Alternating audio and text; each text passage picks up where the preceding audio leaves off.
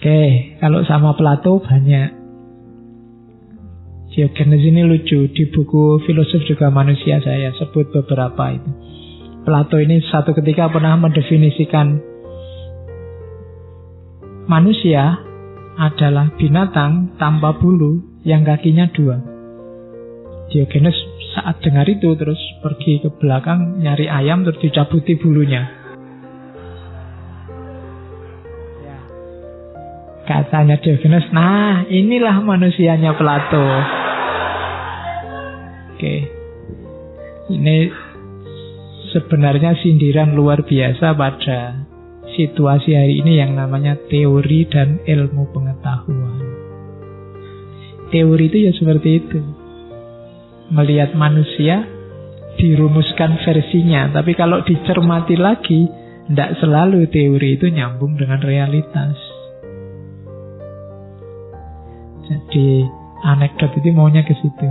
Saya bilang tadi belajar Diogenes itu ya belajar dari kisah hidupnya yang isinya anekdot-anekdot. Dan jangan dikira orang seperti Diogenes itu tidak punya kebanggaan. Tidak punya yang, ya kebanggaan versi dia sendiri. Makanya suatu ketika dia diundang makan sama Plato, ke rumahnya lihat bantal bagus-bagus itu, diinjak-injak sama Diogenes. Wah, inilah kebanggaannya Plato, tak injak-injak sekarang. Katanya Plato sambil senyum, ya, dengan kebanggaan, kesombongan versi Diogenes. Jadi dia punya kebanggaannya sendiri sebagai manusia, meskipun manusia yang tidak punya apa-apa. Kalau Plato membanggakan bantal-bantalnya yang indah, Diogenes membanggakan kebebasannya untuk menginjak-injak bantal. Nah, makanya katanya Plato, ya dengan kesombongan gaya Diogenes. Oke, ada lagi dialognya Diogenes dengan sesama filosof namanya Aristippos. Aristippos ini penjilatnya raja. Satu ketika Aristippos ini lihat Diogenes makan ubi yang tidak enak. Jadi sayur-sayuran yang tidak enak. Katanya Aristippos, kalau kamu mau belajar mengabdi pada raja, kamu tidak perlu makan sampah seperti itu. Dijawab oleh Diogenes sebaliknya, harusnya kamu belajar makan sampah seperti ini, biar kamu tidak harus menjilat raja. Jadi dibalik oleh Diogenes. Kenapa? Jauh lebih mulia makan ubi daripada menjilat raja. Jadi daripada kamu latihan menjilat, mending latihan makan ubi. Daripada kamu latihan menjilat, mending latihan hidup susah. Nah itu rumus dari Diogenes. Tidak sembarangan orang bisa kayak gini. Jadi sudahlah, latihan saja hidup susah daripada mengkhianati prinsip-prinsip yang kamu anggap baik dan benar. Nah itu nasihatnya Diogenes pada Aristippos. Satu ketika ditanya Diogenes, kamu itu kok ngemis terus, tujuannya apa sih? Katanya sudah cukup dengan dirinya sendiri, kok masih minta-minta? Loh enggak, aku minta-minta itu untuk ngajari orang. Ngajarin apa? Ngajarin orang biar murah hati. Jadi murah hati gimana? Katanya enggak, untuk ngajari orang, untuk menunjukkan gimana caranya membelanjakan uang yang baik. Jadi kalau kamu dilatih sedekah, dilatih memberi, itu kan ya ngajari. Yang butuh bukan yang kamu beri, tapi kamu yang memberi. Kalau kamu sedekah, kalau kamu membantu orang, coba kamu renungi yang benar. Itu jangan-jangan yang butuh bukan orang yang kamu bantu, tapi kamu yang bantu. Untuk kepentingan apa? Jiwamu, pertumbuhan moralmu. Diogenes gak ada yang ngasih, tidak masalah. Dia sudah terlatih hidup sengsara. Tapi orang yang ngasih dapat pelajaran murah hati. Ini koyone lucu, memang gayanya Diogenes lucu, tapi maknanya dalam. Kamu tidak bantu Lombok, itu tidak masalah, yang bantu sudah banyak. Mungkin orang sana jauh lebih kuat daripada perkiraanmu. Tapi yang butuh itu dirimu dan jiwamu, kelembutan hatimu. Kamu butuh itu. Wong yo paling nyumbang kamu berapa, tapi yang dibutuhkan keikhlasanmu. Tidak gampang orang bisa ikhlas membantu. Nah itu, maka dari anekdot ini ada pelajaran luar biasa. Jangan-jangan kalau kita membantu orang, menolong orang, itu yang butuh bukan yang ditolong, tapi kamu yang menolong. Manfaatnya lebih besar, justru engkau yang dapat. Makanya Al-Quran mengibaratkannya, kalau kamu sedekah berapa? 100, kamu bisa dapat 700, karena manfaat yang kamu keluarkan itu jauh lebih besar daripada nanti hasilnya yang kamu peroleh. Nah itu nasihat versi Diogenes. Guyonannya punya makna dalam. Ini juga perlu diingatkan oleh Diogenes. Satu ketika Diogenes ini ceramah, isinya bagus-bagus, tapi tidak ada yang dengerin. Akhirnya dia nyopot baju, nyanyi-nyanyi, sweet-sweet, orang datang semua. Sambil bersiul-siul, orang datang semua. Begitu orang datang, Diogenes berhenti terus ngomong, kalian ini orang-orang idiot. Kalian tidak tertarik ada orang ngomong tentang kebijaksanaan, tentang hikmah, tapi kalian segera datang kalau lihat ada penampilan-penampilan yang konyol. Anekdot ini bisa kalian pakai untuk TV dan yang sejenisnya. Itu kan kayak ceritanya orang adzan subuh tidak ada yang datang-datang. Ditunggu lama gak ada yang datang-datang. Akhirnya nyanyi aja di masjid. Begitu nyanyi orang kampung datang semua. Sama kayak Diogenes ini. Kalian ini orang-orang idiot semua. Dikasih yang enak-enak, yang baik-baik, tidak datang. Kalau ada yang aneh, yang tidak jelas baik buruknya, malah semuanya ngumpul. Itu kebijaksanaan dan kekonyolan. Ada lagi yang katanya Diogenes, suatu ketika dia ditanya orang, Diogenes, apa bedanya hidup dan mati? Tidak ada bedanya. Loh kalau nggak ada bedanya, kamu kok milih hidup ayo? Ya karena tidak ada bedanya itu. Logikanya pinter ya kamu. Nggak ada bedanya. Aku milih mana saja kan nggak masalah. Kok orang jadi marah? Anekdot ini saya ambil hari ini. Kita semua kan bilang, mau milih calon siapa saja, boleh-boleh saja, sah-sah saja. Lah kok kamu marah ada temanmu pilihannya beda sama kamu? Katanya tidak ada bedanya.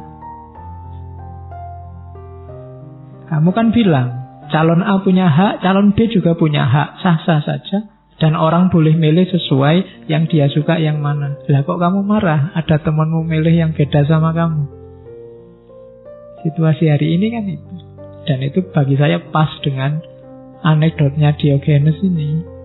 Apa bedanya hidup dan mati? Ya sama, tidak ada bedanya katanya Diogenes. Nah kok kamu lebih milih mati? Lah iya karena tidak ada bedanya. Tidak masalah, aku milih hidup ya boleh, milih mati ya boleh. Kok kamu protes? Sama kayak cerita sebelum meninggal. Di orang-orang tanya pada Diogenes, Diogenes, kalau kamu meninggal nanti mau dikubur di mana? Anda usah capek-capek dikubur, buang saja mayat saya keluar benteng kota biar dimakan hewan-hewan. Loh, apa kamu nanti nggak takut dimakan binatang buas? Loh enggak, nanti di tanganku dikasih tongkat biar kalau ada binatang buas tak usir. Loh apa ya bisa, wong kamu sudah mati, nggak ngerti apa-apa. Nah ya kalau saya sudah mati ngapain saya takut? Lalu sudah mati ndak sadar ya ngapain? Lah kok ditanyain apa ndak takut? Kayak ngomongnya kayak gini, Diogenes jadi lucu, jenggeli, tapi ada rahasianya, ada hikmahnya. Sampai tadi di cover paling awal itu kan itu patungnya Diogenes di kota Sinop yang jejer anjing, terus di atasnya ada tongnya, berdiri di atas tongnya. Ada saya bawa juga peribahasa-peribahasa yang sumbernya Diogenes. Beberapa sering kita pakai tapi kita tidak tahu sumbernya dari mana, ternyata dari Diogenes. Yang pertama, manusia adalah binatang paling cerdas tapi sekaligus paling tolol. Itu kalau bahasanya Al-Quran mungkin manusia itu ahsanu takwim tapi kadang-kadang juga asfala safilin. Jadi yang paling konyol di alam semesta ini manusia. Meskipun manusia juga sebenarnya yang paling cerdas.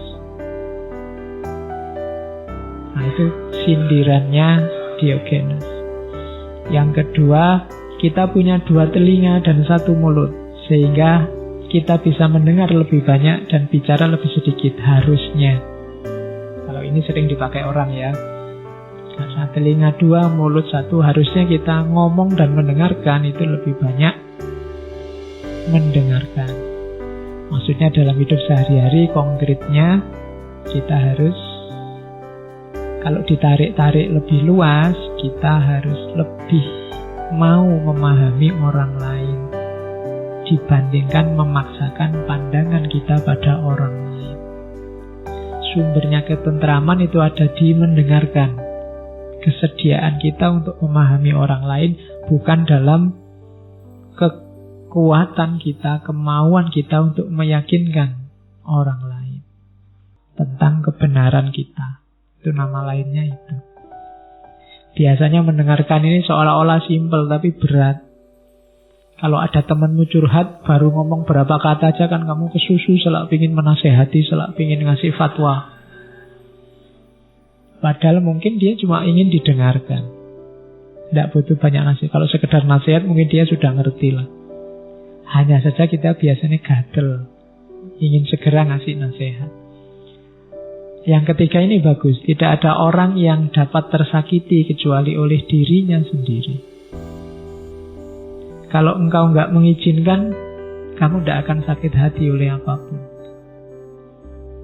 Yang membuat sakit itu dirimu sendiri. Pak, dia maki-maki saya. Iya, tapi kalau kamu tidak mengizinkan dirimu tersakiti oleh kata-kata makian itu, ya kamu tidak sakit. Tinggal caramu membaca. Yang bisa menyakitimu hanya dirimu sendiri, bukan orang lain.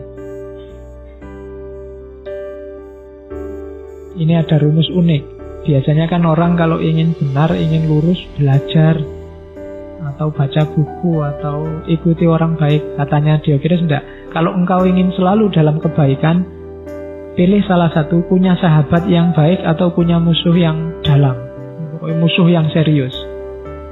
Kalau kamu punya sahabat yang baik, kamu akan diingatkan, kamu akan ditunjukkan jalan yang lurus. Atau kalau nggak punya sahabat, cari musuh. Musuh yang paling keras. Nah, dari musuh ini kamu akan tahu kelemahan-kelemahanmu. Maka kamu bisa memperbaiki diri. Yang susah itu kalau sahabat nggak punya, musuh nggak punya. Yang kelima ini nggak enak. Filosof dan anjing, dua-duanya sama. Melakukan yang terbaik, tapi imbalannya paling sedikit. Filosof itu menyumbangkan banyak pikiran besar, gagasan-gagasan luar biasa pada dunia, tapi imbalannya tidak terlalu besar. Sama kayak anjing. Anjing itu setianya luar biasa, sama tuannya, bantuannya banyak, ya. Balasannya juga tidak besar. Kalimat terakhir itu bagus. Bukannya aku gila, hanya saja isi kepalaku berbeda dengan isi kepalamu. Jadi kalau itu tadi kan dia mikir aneh-aneh, terus wah ini dasar orang gila, Diogenes itu enggak. Aku itu enggak gila, cuma isi kepala kita berbeda. Kalau kamu punya rumus ini, kamu tidak akan mudah kecewa dengan orang yang beda pandangan, beda perspektif, mungkin beda keyakinan dengan dirimu. Kenapa kok dia isi kepalanya begitu? Sejarahnya yang membentuk beda dengan sejarah terbentuknya isi kepala kita. Kita jadi semacam ini, itu sesuai sejarah kita. Dia jadi semacam itu sesuai sejarahnya. Maka bukannya aku gila, hanya saja isi kepalaku beda dengan isi kepala